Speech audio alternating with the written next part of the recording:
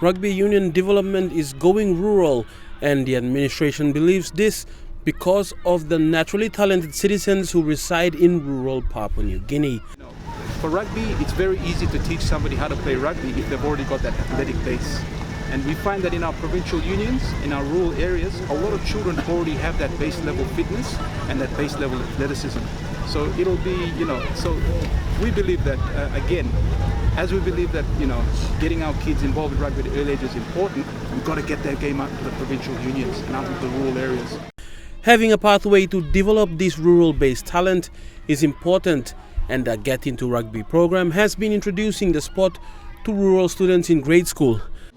For rugby, it takes about 10 years for a player to develop. So if we can get kids involved at this age group, it only bodes well for rugby. The way we see things here in PNG Rugby is that the team that's going to take us to the World Cup, the team that's going to take us into the World 7 Series are the kids that are running around now. Children that are in primary school, that are 10-year-old, 11-year-old, 12 years old, they're the next group of players that will take us to the next level. For these students who impressed PNG Rugby at the recent rugby festival in Hula last Friday, the next step is full-on contact competition. The next level up from this is organising a sports competition for next year.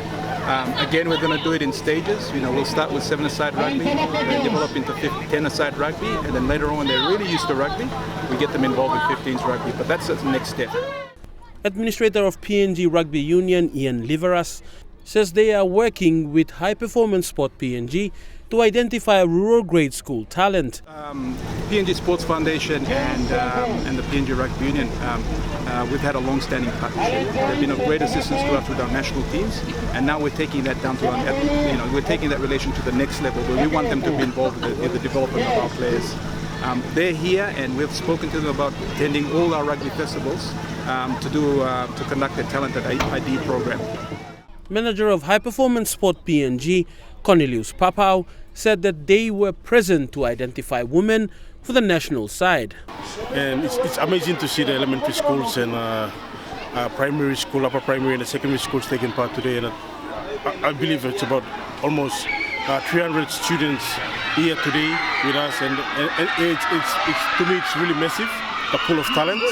And our priority, the High Performance priority today is to help us as Rugby Union to identify the under-18 women team to New Zealand next year. So